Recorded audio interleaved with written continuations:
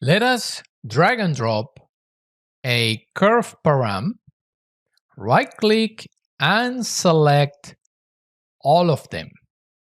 Notice that we have 5 of them, but always double check how many you have. And it says that we have 5. Perfect. Now we can go. And the reason why I ask is because maybe you have one on top of the other. So be aware of that. Curve tab analysis, we're going to find out how many are closed and how many are open. So double click, // press enter to get the panel, and there we go. True, false, false, true, true. So this one is true, this one is true, and that one is true.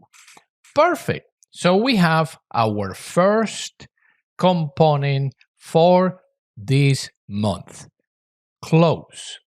One more time. Here you find it. Right there.